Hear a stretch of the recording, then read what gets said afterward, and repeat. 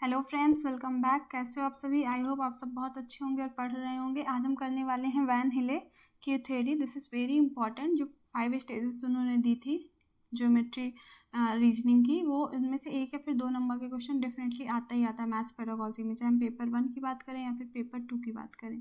ठीक है, तो चलिए शुरू करते हैं आज की क्लास। आज हम करने वाले हैं वैन हिले का ज्यामितीय चिंतन सिद्धांत, जो कि उन्होंने बेसिकली क्या प्रपोज किया अपनी थ्योरी में कि जो ज्यामिति है उसको आप इकट्ठे बच्चों को एक साथ नहीं पढ़ा सकते। छोटे बच्चों को जैसे जैसे उनका कॉग्निटिव डेवलपमेंट होता जाएगा वैसे वैसे उनकी समझ बढ़ेगी और वो ज्योमेट्री को समझने लगेंगे।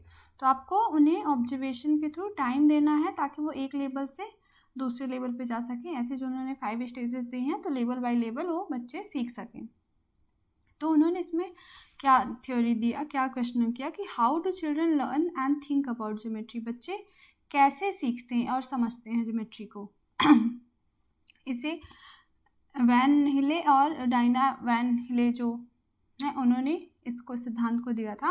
वैन हिले सिद्धांत बताता है कि बच्चों में ज्यामितीय चिंतन कैसे विकसित होता है। बच्चे ज्यामितीय चिंतन के विभिन्न स्तरों से आगे बढ़ते हैं, तो हर एक लेवल को होते हुए आगे जाते हैं। ऐसा नहीं कि डायरेक्टली लास्ट लेवल में पहुंच जाते हैं। और हमें बच्चों को एक्सपीरियंस के थ्रू टाइम दे के सिखाना है, तो वो धीरे धीरे जैसे उनका कॉग्निटिव डेवलपमेंट होता है वैसे वैसे उनकी जो रीजनिंग है, जो क्षमता है ज्योमेट्री को सीखने की, वो बढ़ती चली जाती है। उन्होंने 5 स्टेजेस दिए थे जिसमें उन्होंने लेवल 0 से स्टार्ट किया। तो टोटल कितने 5 स्टेजेस, लेवल 0 से लेकर लेवल 4 तक। तो फर्स्ट जो लेवल है वो है लेवल 0, जिसका क्या कहते हैं, जिसको विजुअलाइजेशन या फिर दृश्यात्मक स्तर। इसमें उन्होंने क्या बोला कि बच्चे जो होते हैं वो क्या से अपीयरेंस, बेसिकली अगर child recognises a shape by it's appearance, वो देख के समझता है, उसे प्रॉपर्टीज़ नहीं पता कि प्रॉपर्टीज़ क्या है स्क्वायर की, बट वो देख के समझता है। जैसे यहाँ पे अगर आप दिखाओगे नॉर्मल स्क्वायर तो देख के समझ जाएगा कि आपने बोला है कि जो ऐसे दिखता है तो स्क्वायर होता है, तो बोल देगा हाँ। बट आपने वहीं पे अगर इसको दूसरे तरीके से स्क्वायर का शेप कर दिया, है स्क्वायर ही लेकिन आपने चेंज कर दिया उसका एंगल, तो अब उसे पता नहीं चलेगा। क्यों? कि उसे प्रॉपर्टीज़ नहीं पता है कि इसमें भी साइड्स सेम है और हर एक कोण जो है 90 डिग्री का है, लेकिन उसे पता नहीं है। तो यहाँ पे बच्चे सिर्फ और सिर्फ जो डिसीजन लेता है वो उसके अपीयरेंस के आधार पे कर लेता है। जैसे उसे देख रहा है उसकी वो इमेज अपने माइंड में बना लेता है, फिर जब अगली बार वो सामने आएगी वस्तु तो उसे समझ के बोल देता है हाँ ये ऐसा ही है, उसको प्रॉपर्टीज़ नहीं पता। This is level 0 stage 1।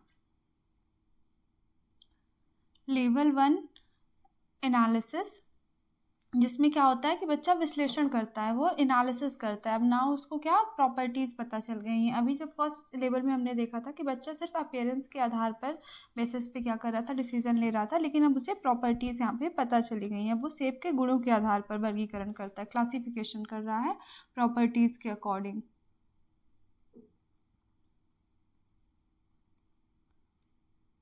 अब अगर हम इसकी बात करें, जो हमने देखा था कि यहाँ पे हमने क्या किया था कि स्क्वायर को चेंज कर दिया था, उसके एंगल को रोटेट कर दिया था। तो अब बच्चा देखे, क्योंकि उसको पता है कि प्रॉपर्टीज़ क्या है कि 4 इक्वल साइड्स होनी चाहिए हैं,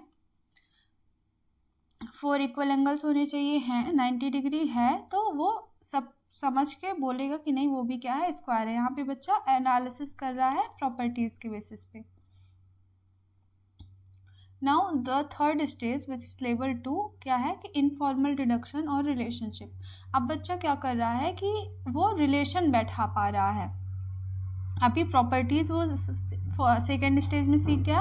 अब जब वो प्रॉपर्टीज़ सीख गया तो वो 2 शेप्स के बीच में क्या कर रहा है, रिलेशन बैठा रहा है। जैसे उसे पता है ये क्या है, ये एक रेक्टेंगल है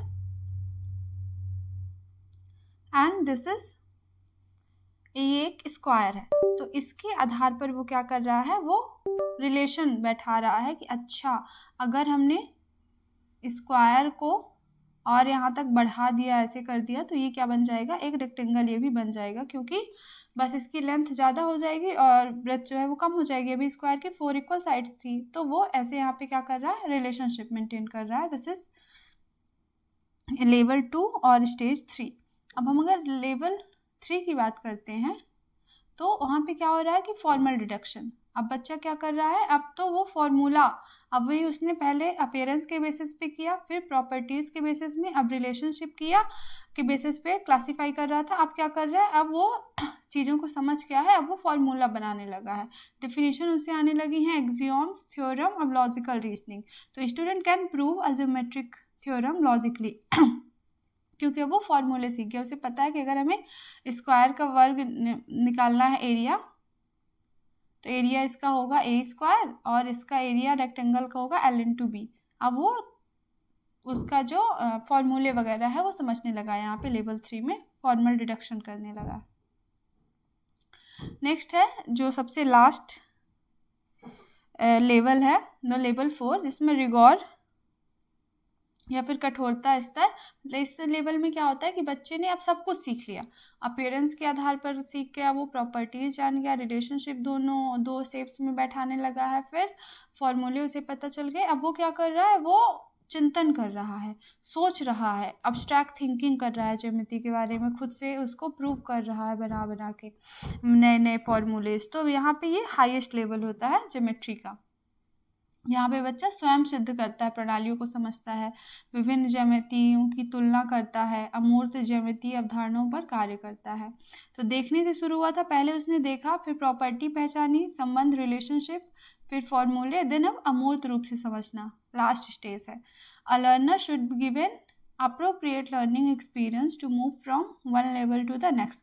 हमने क्या देखा था कि बच्चे को क्या करना है, हमें अप्रोप्रिएट लर्निंग एक्सपीरियंसेस देने हैं ताकि वो मूव कर सके। कहाँ से मूव कर सके, जो लेवल 1-0 था, जहाँ पे वो विजुलाइज करके क्लासीफाई कर रहा था, जान रहा था कि कौन सा शेप क्या है, अब वो क्या कर सके, अब वो अमूर्त चिंतन कर सके उसके बारे में।